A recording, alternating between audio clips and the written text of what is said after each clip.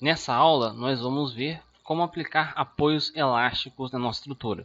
Tá? Por enquanto, a gente viu apoio de primeiro gênero, de segundo gênero, de terceiro gênero. São apoios, vamos dizer assim, perfeitos.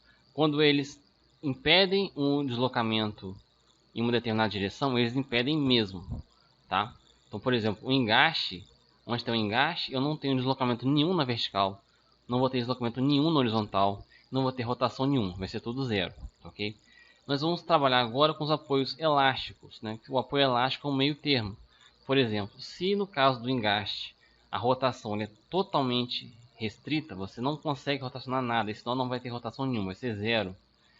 Enquanto que nesse nó aqui do apoio segundo gênero, a rotação é livre, esse nó pode rotacionar o quanto ele quiser, o engaste elástico que a gente fala é uma situação intermediária. Ele vai ter dificuldade de rotacionar, ele vai ter uma certa restrição à rotação, mas ele vai conseguir rotacionar.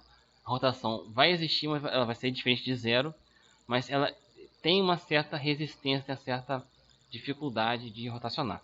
Tá certo? Da mesma forma, a gente pode trabalhar na vertical, por exemplo. Eu posso ter aqui o apoio de segundo gênero, ele trava perfeitamente ao deslocamento vertical. Esse apoio aqui vai ter um deslocamento vertical nulo.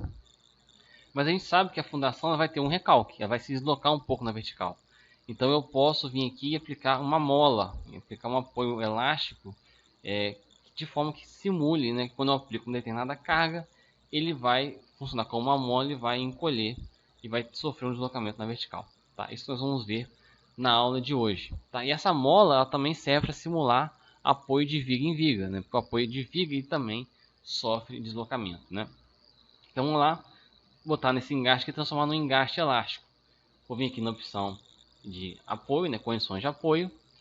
Eu vou usar aqui o spring para poder gerar esse apoio elástico, tá certo? Então, por exemplo, o engaste ele está aqui, ele é fixo em X, fixo em Y e fixo em Z. O meu engaste elástico ele vai permanecer fixo em X e em Y e só vai ter um pouco de liberdade para rotacionar em Z. Então eu vou marcar aqui spring em Z, tá? E aqui embaixo apareceu esse valor, tá? Esse valor vai servir para quê? Para eu dizer qual que é a rigidez dessa mola, tá? Você vai ter que calcular qual seria a rigidez. Eu vou colocar aqui 1 vezes 10 elevado à quarta, por exemplo, tá? Coloquei um valor aleatório aqui. Estou com o nó selecionado, aplico esses dados aqui para esse nó. Eu tenho agora um engaste elástico, um engaste com essa molinha aqui, que vai restringir parcialmente a rotação desse nó. Ou seja, eu vou ter um pouco de rotação, mas a rotação não vai ser livre, tá certo? Então, vamos só ver aqui, ó, vou desfazer, tá? Qual que era o momento que eu estou aqui, ó? 5.6 negativo, certo? Vou colocar aqui engaste elástico. Momento fletor, ó, 0.3 negativo, né? Diminui bastante o grau de engastamento aqui. Provavelmente a rigidez da mola está baixa. Deixa eu colocar uma rigidez maior. Vou selecionar o nó de novo. Vou colocar aqui 1.0 vezes 10 a sexta, tá? E vou aplicar. Mudou aqui. Vou clicar no diagrama de fletor. Tem aqui 4.8 de momento negativo. Agora já está bem próximo do valor do engaste perfeito. Então, quanto mais a gente aumenta o valor da rigidez da mola, mais próximo a gente está se aproximando do engaste perfeito. Quando a rigidez era pequenininha, estava se aproximando de uma rótula perfeita. Ok?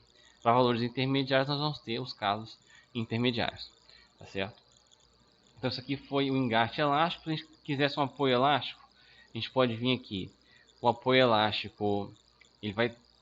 Vou deixar ele travando na horizontal, tá? Vai permanecer travando na horizontal e vai ser livre a rotação, vai ser livre, tá? Se ele for livre, não faz sentido a gente definir coeficiente de mola. Mas em Y, na vertical, ele vai ter liberdade para se deslocar um pouco, para ter um recalque. Então em Y aqui não vai ficar fixo, ele vai ficar com uma mola, tá ok? E aqui também a gente vai ter que definir o valor dessa mola, da rigidez dessa mola. Vou colocar aqui 1 vezes 10 a sexta também. E vou aplicar. Tenho aqui o meu apoio, né? Ele está impedido de se deslocar na horizontal, por esse apoio, mas na vertical ele está apoiado, mas apoiado por uma mola. Essa mola vai impedir que o pilar saia afundando. mas ele vai permitir que haja um deslocamento, que haja um recalque aqui, tá certo?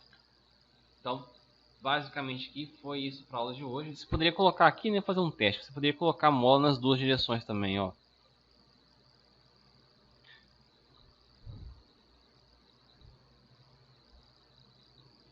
Ficariam duas molas, uma na vertical e uma mola na horizontal, tá certo? Então agora sim, fechou o conteúdo que eu tinha preparado para a aula de hoje.